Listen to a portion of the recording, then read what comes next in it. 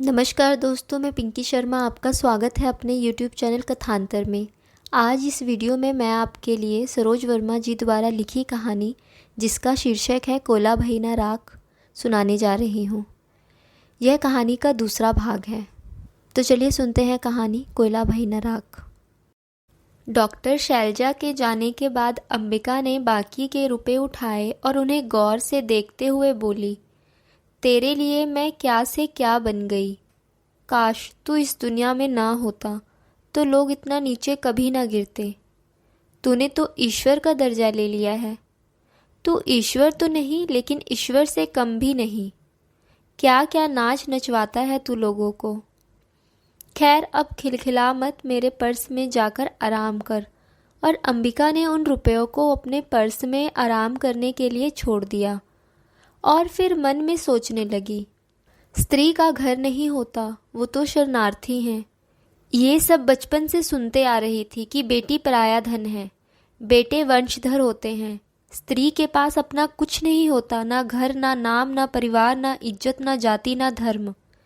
सब कुछ पुरुष का दिया हुआ। ये सब उसकी अम्मा कहा करती थी। शायद इसलिए अम्मा ने मुझे इस भाड़ में झोंक दिया। लेकिन इसमें पूरा दोष अम्मा का नहीं था, बाबा का भी था। वो ही तो पहली बार ये बात अम्मा से खुसफुसाते हुए बोले थे कि एक ही बार करवाएंगे अम्बो से ये काम, फिर रुपए मिल जाने पर एक दुकान खोल लेंगे, उससे ही खर्चा पानी चलता रहेगा। कम से कम कुछ तो ठोर हो जाएगा, नहीं तो चार चार लड़कियों को कैसे ब्याहेंगे भला। और अम्मा बाबा की बात सुनकर मजबूरी में राजी हो गई थी। तभी अंबिका का मोबाइल फ़ोन बज उठा। उसने देखा तो उसकी छोटी बहन लक्ष्मी का फ़ोन था। मन तो नहीं था बात करने का, लेकिन मजबूरीवश उसने फ़ोन कान पर लगाकर हेलो बोला। उधर से आवाज़ आई, कैसी हो बड़ी जीजी। बढ़िया है, तू बता कैसी है, अंबिका ने लक्ष्मी से पूछा। हम भी ठीक ही हैं, लक्ष्मी बोली।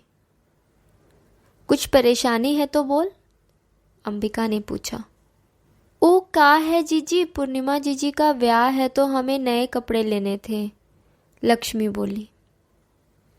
तो क्या अम्मा कपड़े नहीं दिलवा रही है तुम्हें, अंबिका ने पूछा।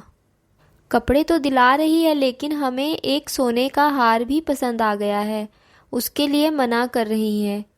अगर तुम पैसे भेज दो तो हम वो हार ले लेंगे। ठीक है, मैं अम्मा से बात कर लूँगी, आज ही घर पैसे भेजे हैं, उसमें से हार के पैसे ले लेना, अंबिका बोली। तुम कितनी अच्छी हो बड़की जीजी, चलो अब हम फ़ोन रखते हैं। और ये कहकर लक्ष्मी ने फ़ोन रख दिया। लक्ष्मी के फ़ोन रखने के बाद अंबिका का मन दुखी हो गया। उसने सोचा, देखो तो कभी फ़ोन नहीं करती, और अगर आज फ़ोन कर लिया था तो पहले मेरा हाल चाल तो पूछ लेती। झूठी सही, मुझे कुछ तो तसल्ली हो जाती।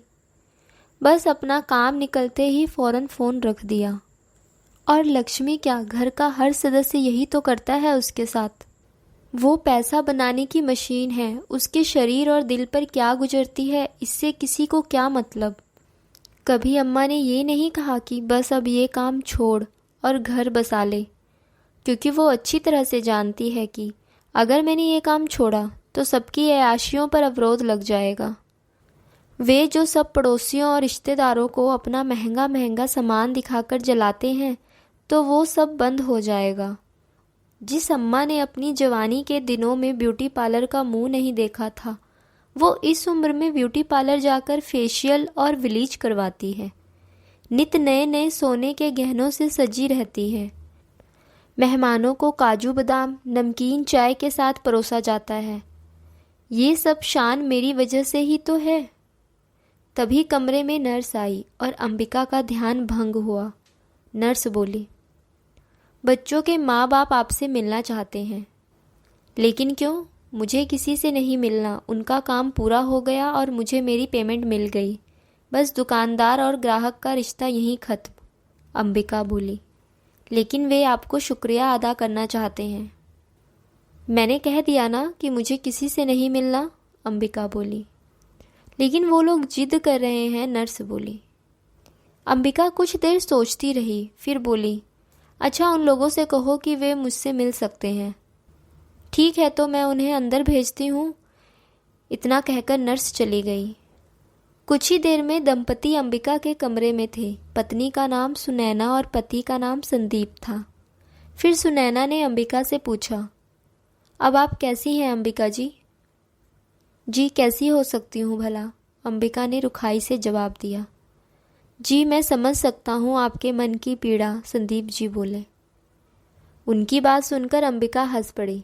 हा हा हा, अपनों ने तो समझा नहीं, आपने समझ ली मेरी मन की पीड़ा। इसके लिए धन्यवाद, अंबिका हाथ जोड़ते हुए बोली। मैं आपसे कुछ कहना चाह रही थी, सुनैना बोली। जी कहिए, अंबिका ने कहा। जी, मैं चाह रही थी कि आप कुछ दिन बच्चों के साथ रह लेती तो उन्हें बाहर का दूध नहीं देना पड़ता, सुनैना बोली। मैंने पहले ही कहा था कि बच्चों के पैदा होने के बाद मेरा उनसे कोई भी रिश्ता नहीं रहेगा, लेकिन आप मेरे पैरों में ममता की बेड़ियां पहनाना चाह रही हैं, अंबिका बोली। डॉक्टर ने कहा है कि बच्चों को माँ के दूध की आवश्यकता है, सुनैना बोली। ये कभी नहीं हो सकता, अंबिका ने कहा। जब इतना एहसान किया है हम पर तो एक एहसान और कर दीजिए, संदीप जी गिड़गिड़ाए। मुझे छुट्टियां मनाने बाहर जाना है, मैं यहाँ और नहीं रुक सकती, मेरा दम घुटता है यहाँ, अंबिका बोली। कृपया मेरी बात मान लीजिए, मैं आपके सामने हाथ जोड़ती हूँ, सुनैना बोली। देखिए, आप मुझे मजबूर मत कीजिए, अंबिका ने कहा। मैं आपको मजबूर नहीं कर रही, बस विनती कर रही हूँ आपसे, सुनैना बोली। ठीक है, तो मुझे थोड़ा समय दीजिए सोचने का, अंबिका ने कहा। और फिर अंबिका का जवाब सुनकर वे दंपति चले गए और इधर अंबिका उधेड़ बुन में लगी हुई थी। शाम होने को आई थी, लेकिन अंबिका को कुछ सूझ नहीं रहा था। तभी डॉक्टर शैलजा आई और बोली, कैसी हो? बस जिंदा हूँ, अंबिका बोली। अंबिका की बात को अनसुना करते हुए डॉक्टर शैलजा बोली, तुम्हारे पैसे मैंने तुम्हारे बाबा के अकाउंट में ट्रांसफ़र करवा दिए हैं। ठीक है, कोई तो खुश है इस जहां में मेरी कुर्बानी से, अंबिका बोली। लेकिन उन बच्चों के माँ बाप खुश नहीं थे तुम्हारा जवाब सुनकर, डॉक्टर शैलजा बोली। तो क्या करूं, उन बच्चों के पास रहूंगी तो मेरी ममता उनसे जुड़ जाएगी, फिर उन्हें छोड़ने में मुझे बहुत कष्ट होगा, अंबिका बोली। देखो, वे बहुत ही अमीर लोग हैं, विदेश में उनका कारोबार है और वे वहीं रहते हैं। बच्चों की चाह उन्हें भारत खींच लाई, इसलिए इतने महीने वे भारत में रह गए। वे कह रहे थे कि तुम जहाँ भी छुट्टियाँ मनाने जाना चाहती हो तो जाओ, और वे भी बच्चों को लेकर तुम्हारे साथ जाने को तैयार हैं। तुम्हें बच्चों को केवल सुबह और शाम फीडिंग करवानी होगी, बाकी समय तुम कुछ भी करो, तुम्हारी मर्जी। और वो तुम्हारे रहने और किराए का भी पूरा खर्च उठाने को तैयार हैं। मेरे ख्याल से तुम्हें इस बारे में एक बार सोचना चाहिए, डॉक्टर शैलजा बोली। तो क्या करूं, हाँ बोल दूं, अंबिका ने कहा। जैसी तुम्हारी मर्जी, मैंने तो केवल सलाह दी है, डॉक्टर शैलजा बोली। मुझे कुछ समझ नहीं आ रहा, अंबिका ने कहा। तुम्हारे पास सोचने का समय है, मुझे 1-2 दिन में जवाब देकर बता देना, डॉक्टर शैलजा बोली। और फिर डॉक्टर शैलजा ने अंबिका का चेकअप किया, कुछ इंजेक्शन लगाए और चली गई। इधर अंबिका फिर उधेड़बुन में लग गई। दोस्तों, मैं आशा करती हूँ कहानी का यह दूसरा भाग आपको पसंद आया होगा। इस वीडियो को लाइक कीजिए, दोस्तों में शेयर कीजिए और इस चैनल को सब्सक्राइब कीजिए। जल्द ही मिलती हूँ कहानी के अगले भाग में।